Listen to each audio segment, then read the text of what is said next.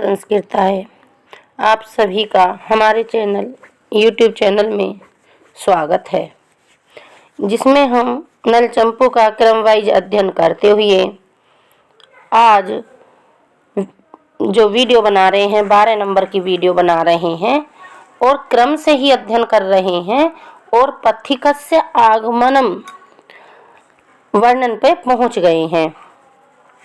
अब जो पथिक आता है उसका वर्णन इसमें करेंगे हमारे त्रिविक्रम भट्ट जी, और वो पथिक ने जो कथा सुनाई थी उसका वर्णन भी इसके अंतर्गत ही आ जाएगा। और ये शार्दूल विकृत छंद से 52 नंबर का श्लोक शुरू कर रहे हैं। अकस्मात कुतोऽपि, कुतोऽपि कहीं से भी, अकस्मात अचानक ही, तो ऐसे कहेंगे कि इतने में ही, अकस्मात अचानक कहीं से। अब श्लोक है शार्दूल विकृत छंद में। वल्ली वल्क पिनद्ध धूसर सिरहा स्नग्धे दद्ध दंडकम ग्रीवालंबित मृन्मणि परिकुथत कोपिन्वासा कृशः एकः कोपि पटचरं चरणयोबद्ध ददध्वाध्वगः श्रान्तवः नायातः क्रमुकत्वचः विरचितां भिक्षापूटिम् उद्वहन्। अब इसका अन्वय से अर्थ करते हैं। वल्ली वल्क पिनद्ध धूसर सिरहा, वल्ली जो लता है, वल्क जो वल्कल से, पिनद्ध माने धूसर है, धूसित, पिनद्ध धूसर, जो धूसर पिनद्ध फिरे हुए हैं, बंधे हुए हैं, पिनद्ध हुए हैं, धूसर सिरहा, सिर को कह रहे हैं कि लता वल्कल से धूसर सिर को जो बांधे हुए हैं, जो पिनद्ध किए हुए हैं, पिनद्ध का अर्थ होता है बांधे हुए हैं, स्कंधे कंधे पर दद्ध दंडकम लाठी रखे हैं, दंडक लाठी दद्ध रखे हैं। प्रथम लाइन का अर्थ है कि लता वल्कल से, लता पल्लव से, लता वल्कल से धूसर सिर को बांधे और कंधे पर लाठी रखे। अब दूसरी लाइन का अर्थ देखिए कि ग्रीवः, ग्रीवः लंबित मृन्मणि, ग्रीवा जो गर्दन है, गर्दन में लंबित मृन्मणि, तो मृन होती है मिट्टी, मट्टी, और मणि जो मिट्टी से बनाए हुए ताबीज वगैरह होते हैं, ऐसे लटकाए हुए, लंबिता लटकाए हुए। फिर परिकुथत कोपीन वासः कृशः, परिकुथत जो परिकुथ हैं, जो जुड़े हुए हैं, कोपीन वासः, वासः वस्त्र, कोपिंड जो लंगोट आदि होता है उसको, कृशः जो कृश हैं, दुबले पतले हैं, तो कह रहे हैं कि जुड़े हुए वस्त्र खंड का लंगोट पहने, जो जुड़े हुए वस्त्र खंड का, खंड टुकड़ा का लंगोट पहने हैं। और आगे बता रहे हैं कि एकः कोपि पट्टचरम चरणयो बद्धा, जो एकः पट्टचरम, अब यहाँ चरण से अर्थ लीजिए कि चरणों में, चरणयो द्विवचन का रूप है, तो चरणों में कैसा है, पटचरम फटा पुराना, पट होता है कपड़ा और चरम होता है फटा पुराना कपड़ा, फटा पुराना कपड़ा, बद्धा लपेटे हुए है, पैरों में फटा पुराना कपड़ा लपेटे हुए है। और आगे वध्वा अध्वगः श्रान्तः, ये होते सुपारी की छाल से रचित जो सुपारी होती है, तो उसी को कह रहे हैं कि अधग्वः। और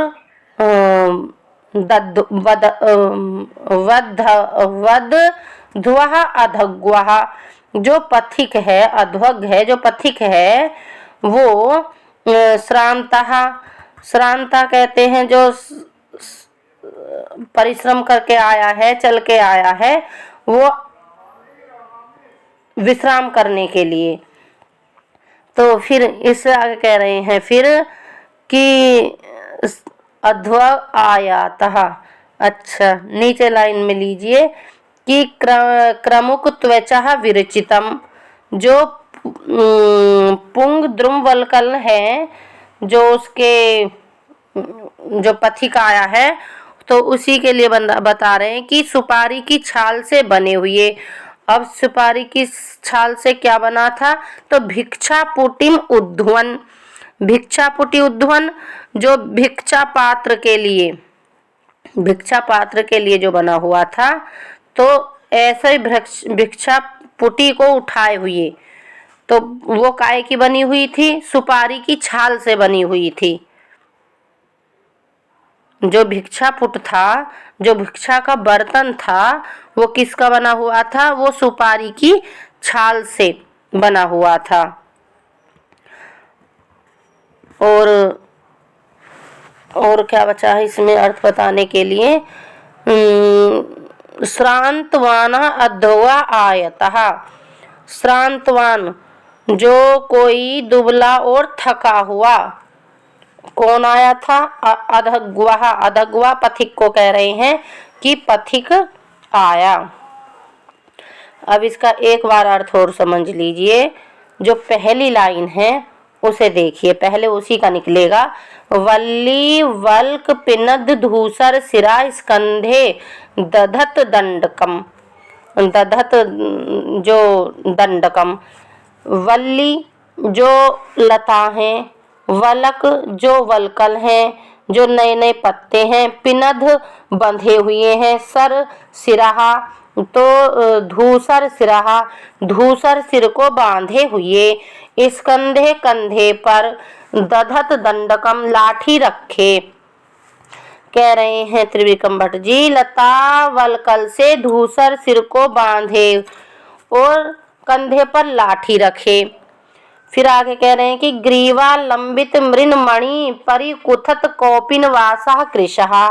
ग्रीवा जो हमारी गर्दन है, गर्दन में मृन मणि जो मिट्टी का जो ताबीज होता है उसको लंबिता लटकाए हुए, परिकुथत कौपिन वासा जुड़े हुए वस्त्र खंड का लंगोट पहने हुए, कौपिन लंगोट पहने हुए। और कह रहे हैं कि कृशहा दुबला पतला। कौन है दुबला पतला? तो कृशहा जो है हमारे पथिक का वो है विशेषण। एक कोपी पट चरम चरणियो बद्ध, तो कोई एक पटचरम फटा पुराना, चरणयोबद्ध चरणों में लपेटे हुए, कोई पैरों में फटा पुराना कपड़ा लपेटे हुए। फिर देखिए अध्वग धवः अधग्वः श्रांतवः नायातः क्रमुक त्वचा विरचितम भिक्षापुटिम उद्ध्वन। जो क्रमुक त्वचा है इसका अर्थ है जो पुंग द्रुमल वल्कलेन, जो फटे पुराने वस्त्र होते हैं, जीर्ण वस्त्र होते हैं, उनको कह रहे हैं, उनसे बना हुआ। और जो भिक्षापुटी उद्ध्वन, तो भिक्षापुटी जो है वो भिक्षापुटी किससे बना हुआ है? भिक्षापुत्र, तो ये उसी से बना हुआ है कश्चन अधग्वः पथिका क्रमुक त्वचा। अच्छा, जो सुपारी को कहते हैं क्रमुक त्वचा, सुपारी को कहते हैं क्रमुक त्वचा, सुपारी का बना हुआ। किसका विशेषण है ये? भिक्षापुटिम उद्ध्वन का। तो भिक्षापुटी जो है, जो जिसमें भिक्षा मांगता है, जिस पात्र में, जिस बर्तन में, वो सुपारी की छाल का बना हुआ है। अब इसका सीधा सीधा अर्थ देख लीजिए कि अकस्मात कहीं से लताओं के वलकल से अपने मैले कुचैले सिर को बांधे हुए और कंधे पर लाठी रखे, गर्दन में मिट्टी के मटके को लटकाए, चारों ओर से फटे पुराने लंगोट को पहने, सुपारी की छाल के बने भिक्षा पात्र को लिए तथा पैरों के फटे चीथड़े लपेटे एक कोई दुबला और थका हुआ पथिक आया। अब देखिए जो इसमें जो आई है कि सुपारी की छाल, ये जानने योग्य है। तो ये देखिए, निर्मितम भक्षपाधारेण, कोपीनम, कोपिन होता हमारा अधोवस्त्र जो लंगोटी वगैरह होती हैं।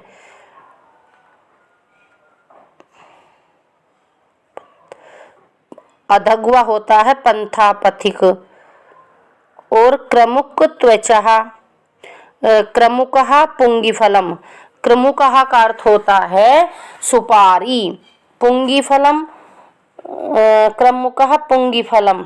और त्वक, उसका जो छाल होती है त्वक, तो क्रमुक, इसमें जो क्रमुक त्वचा आया है तो क्रमुक का अर्थ हो गया सुपारी।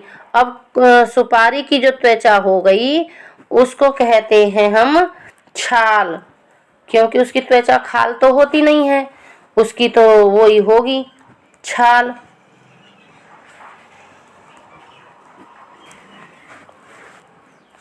ठीक है, अब यहाँ से आगे चलते हैं। अब तो सभी समझ गए होंगे किसका अर्थ क्या है और अधग्वा का पंथा है। ठीक है, अब इससे आगे फिर दूसरा श्लोक भी दिया है, थोड़ी सी इसकी टिप्पणी देख लीजिए। वल्ली लता, वल्ली तु व्रतती लता, इति अमरकोश में आया है। वल्क छाल को भी कहते हैं। वललिम संवृणोते इति वल्कम, वल से कन प्रत्यय है। दंडक लाठी, कुत्सितो दंडा इति दंडकः, दंड से कन प्रत्यय। कोपीन लंगोट हो गया। फिर पटचरम चीथड़ा, फटा पुराना वस्त्र, जीर्ण वस्त्र।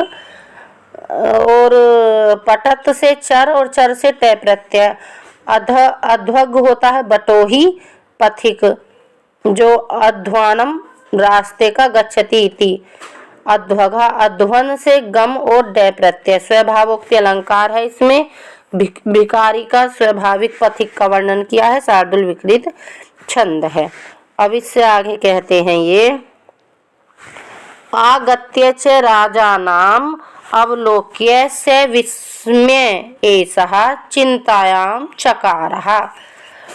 और आगत्या आकर वह, च आगत्या और आकर, राजानाम अवलोक्यम राजा को देखकर, सह विस्मयम एषः, स माने सह माने वह, कौन पथिक, विस्मय विस्मय के साथ, सोच में पड़ने के साथ, चिंताम चकारः सोचने लगा।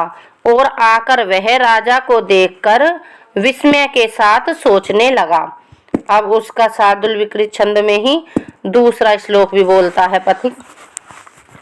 अब्ज श्री सुभंगम युगम नयनयोः, मौली महोषणी सवः, नूर्णारोम सखम मुखम च शशिनः, पूर्णस्य धर्तेः श्रियं, पदम पाणितले गले च सदृश्यं, शंखस्य रेखात्रयं, तेजो अप्यस्य यथा तथा स जलधे, को अप्येषु भर्तः भुवः। ठीक है, अब इसका अर्थ करते हैं। पहले थोड़े से इसके संस्कृत के अर्थ जान लेते हैं। आगत्या च एषः पथिक, राजानं निरपम राजानल, अवलोक्यम दृष्टवाः, विस्मयम साश्चर्य, चिंतायां चकार विचार्यामास, नयनयोः नेत्रयोः, युगम युगलम, अब्ज श्री सुभगम, अब्ज श्रीवत, अम्भोज कांतिवत, कमल के क्रांति के समान, सुभगम सुंदरम, मौलिम मस्तकम, महोषणी स्वान, वृहत किरीट युक्तम, ऊर्णा रोम सखम, ऊर्णः भ्रूमध्ये शुभरोमावृत, तत्वत रोम सखम, तल्लोम्ययुक्तम, मुखम च वदनम च, शशिनः चंद्रस्य श्रेयं कांति ददते धारयति, पाणी तले करतले हाथ तले पदम कमलम गले च कंठे च शंखस्य कम्बोः रेखात्रयं त्रिश्रेखः अस्य पुरो दृश्यमानस्य जनस्य तेजः अपि प्रतापोऽपि यथा वर्तते तथा मन्येः एषः कोऽपि स जलधे स समुद्रायाः भुवः पृथ्वी भरतः स्वामी विद्यते। ठीक है, अब इसका अन्वय से अर्थ जान लीजिए। नयनो युगलम, नयन युगल, नयन युगल इसलिए कहा गया क्योंकि दो नेत्र हैं, तो नेत्र युगल। अवज श्री सुभगम, कमल श्री के समान सुंदर है। मौली, जो उसकी मौली है, जो माथा है, मौली महोषणी सुवासः, ऊषणी होती है हमारी पगड़ी जो बांधते हैं सिर पर, महोषणी सुवान जो सिर पर बड़ी सी पगड़ी बांधे है, या मौली माथे पर बड़ी सी पगड़ी बांधे है। आगे कह रहे कि ऊर्णा रोम सखम मुखम च पूर्णस्य ससीनः, और भ्रू मध्य के रोमों से, ऊर्णा रोम जो रोमों से युक्त, जो भौहें हैं, भ्रू मध्य है वो रोमों से युक्त, और मुखम मुख, च पूर्णस्य ससीनः पूर्ण चंद्रमा की शोभा को, दधते श्रियम दधते शोभा को धारण कर रहा है। अब देखिए, यहीं तक देख लीजिए दोबारा से कि नेत्र युगल कमल श्री के समान सुंदर है, और माथे पर या सिर पर बड़ी सी पगड़ी है। भ्रू के मध्य, भौहों के जो मध्य का भाग है उसमें रोमों से युक्त हल्के हल्के बाल खड़े हैं, उनसे युक्त मुख पूर्ण चंद्रमा की शोभा को धारण कर रहा है। पाणी तले पदम, और हस्त तल में पदम है, शंख है। ठीक है, और आगे बता रहे हैं फिर गले च शंखस्य रेखात्रयम, और गले के शंख के सदृश 3 रेखाएं हैं। ठीक है, इससे आगे अस्य तेजः अपि यथा तथा, और अस्य और यह तेजः इसका जो तेज है वो अपि यथा तथा ऐसा प्रतीत होता है कि ऐसा कोई अपे कि जैसे कोई स जलधे समुद्र सहित भुवः पृथ्वी का भरतः स्वामी है। ठीक है, तो कह रहे हैं कि इसका जो तेज है और जैसा इसका तेज है राजा नल का, इससे प्रतीत होता है कि यह कोई समुद्र सहित भूमि का स्वामी है। अब तो इस प्रकार के महानुभाव जो हैं वो उल्लंघनीय होते हैं। तत् एवं विधा खलु महनीयम महानुभावा भवन्ति। एक बार श्लोक का अर्थ शुरू से देख लीजिए जब आगे बढ़ेंगे। नेत्र युगल, कमल श्री की समान सुंदर हैं। माथे पर, मौली जो होता है माथे को कहते हैं, चाहे सिर का अर्थ ले लीजिए चाहे माथा ले लीजिए, अब आपकी मर्जी है। माथे पर बड़ी सी पगड़ी है। भ्रू मध्य के रोमों से युक्त मुख पूर्ण चंद्रमा की शोभा को धारण कर रहा है। हस्ततल में पद्म है। हस्ततल में जो हाथ में जो रेखाएं होती हैं वो शंख के समान हैं, और गले में जो रेखाएं हैं, जो गला है, जो ग्रीवा है गले की, वो शंख के समान जो 3 रेखाएं शंख में होती हैं जैसे, वैसे ही गले में हैं। किसके? राजा नल के। और जैसा राजा नल का तेज है उससे यह प्रतीत हो रहा है पथिक को कि यह कोई समुद्र सहित भूमि का स्वामी है। अब यहाँ से अब आगे चलते हैं। तत् एवं विधा खलु महनीयम महानुभावा भवन्ति। तो इस प्रकार के महानुभव जो हैं, जो महापुरुष हैं, वो सलांगनीय प्रशंसनीय होते हैं, महनीय प्रशंसनीय होते हैं। इति एवं अवधार्यम समुपसृत्य स्वस्ति। इति ऐसा विचार करके, समुपसृत्य समीप जाकर, स्वस्ति स्वकांति निर्जरित मकर ध्वजाए तुभ्याम इति अवदीत। अपनी कांति से, स्वकांति अपनी क्रांति से, अपनी कांति अपनी जो तेजस्वी किरणें हैं उनसे, निर्जित जीत लेने वाले, मकरध्वज, मकरध्वज कहते हैं कामदेव को, तो अपनी कांति से कामदेव को जीत लेने वाले तुभ्याम स्वस्ति, तो आपका कल्याण हो। इति अवदीत, यह कहा, किसने कहा? पथिक ने कहा। मकरध्वज, मनमथो ये सब कामदेव के नाम हैं। ठीक है, कामदेव का पूछ लेता है पर्यायवाची शब्द। अब यहाँ से आगे एक बार देखो, यहाँ से भी पढ़ देती हूँ इसका अर्थ।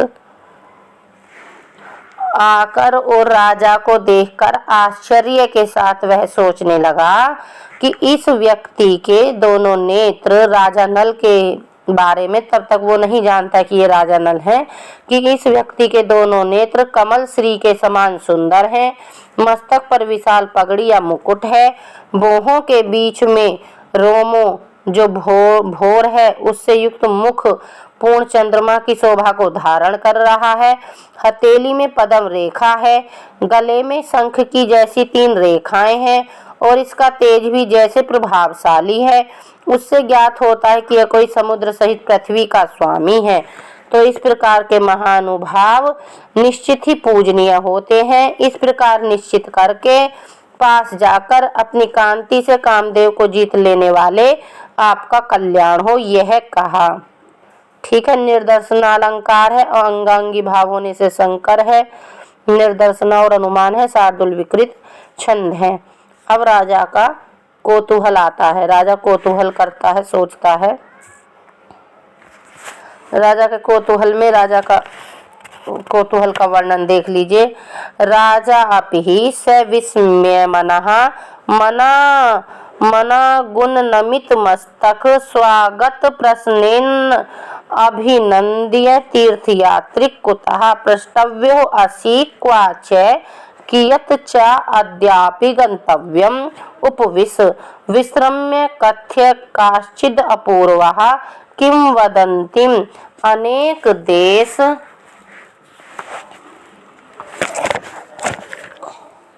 दृश्वान् किल आश्चर्यदर्शिनो भवन्तीति न चाक्स्मिकं दर्शनम् अपूर्वः परिचय स्वल्पः प्रीतीति एकम् अपि आशंकनीयम् अपूर्वदर्शनेन अपि न जात्यः मर्ण्यः स्वेच्छताम् अपनुवते तत् एहि मुहूर्तम् एकत्र गोष्ठिः सुखम् अनुभावः इति एनम अवादीत। ठीक है, अब इसका थोड़ा थोड़ा अर्थ करते चलेंगे अन्वय से। इसका कोई अन्वय नहीं होता, इसका थोड़ा थोड़ा अर्थ करते हुए पढ़ेंगे। गद्यांश है ये। राजा भी सा विस्मय मनहा, विस्मित मन वाला, विस्मय और मना अलग कर लीजिए तो विस्मित मन होकर या मन वाला होकर। फिर कहते हैं मनागुण नमित मस्तक, नमित मस्तक झुका हुआ मस्तक, मस्तक को अच्छा नमित मस्तक, मनाग उन्मित मस्तक, उन्मित मस्तक का अर्थ होता है उठा हुआ मस्तक और नमित मस्तक झुका हुआ मस्तक होता है। ठीक है, तो ऊपर को करके मस्तक को कुछ उठाकर, मनाग उन्मित मस्तकम, मस्तक को कुछ ऊपर को उठाकर, स्वागत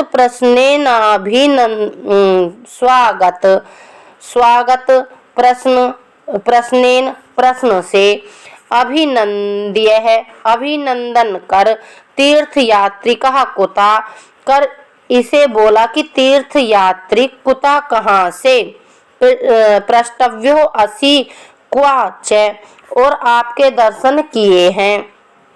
राजा कह रहा है, राजा भी विस्मित मन हो गया है जब ऐसा उसने कहा कि कामदेव को जीत लेने वाले आपका कल्याण हो, तब राजा कहता है थोड़ा विस्मित मन होकर कि और राजा ने अपने मस्तक को थोड़ा ऊपर को उन्मित किया है, उठाया है, कुछ उठाकर स्वागत प्रश्न से अभिनंदन कर इसे बोला, पथिक से बोला कि तीर्थयात्री कहाँ से आपके दर्शन दिए हैं, कहाँ से आपके दर्शन दिए, अर्थात कहाँ से आप आ रहे हो। फिर कह रहे क्वै च कियत च अद्यापि गंतव्यम, और कहाँ तक कितना अभी आपको जाना है। उपविश बैठिए, विश्रम्य कथ्य काचित अपूर्वाम किदवंतिम, विश्रम्य विश्राम करके, कथ्य कहिए कोई, कैसे कहिए, काचित अपूर्वाम अपूर्व, और क्या कहनी है, वार्ता कहनी है, किदवंतिम वार्ता कहिए। पथिक से राजा नल बोले बैठिए विश्राम करके कोई अपूर्व वार्ता कहिए, पूरी नहीं अपूर्व हो, जो पूरी ना हो ऐसी वार्ता को कहिए।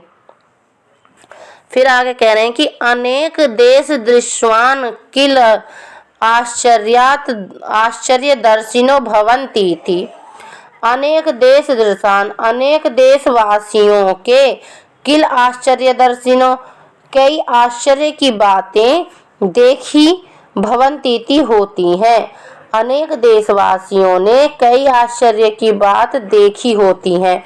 भाई पथिक है, इधर से आ रहा है उधर से जा रहा है, तो आश्चर्य की कोई तो बात ऐसी देखी होगी, उसे कहिए, ऐसा कहने का मतलब है। नाच आस्मिकम दर्शनम अपूर्व परिचय है, आस्मिक दर्शन है, पहला कोई परिचय राजा का उस पथिक से नहीं है। स्व अल्पः प्रीति, स्व अल्प प्रीति है, इति एकम अपि आशंकनीयम, इसमें से एक भी आशंका नहीं करनी चाहिए। अपूर्व दर्शने अपि न जात्यः मरणीयः, और पहले ना अपूर्व दर्शने, जो पहले ना देखी हो, न जात्या मरणीय, तो भी जाति से मणि है। स्वच्छताम अपनुवत्ते, वे अपनी स्वच्छता को छिपाती नहीं है, पहले न देखी हो तो भी जाति से मणि हैं, बंधे हैं, वे अपनी स्वच्छता को छिपाती नहीं है।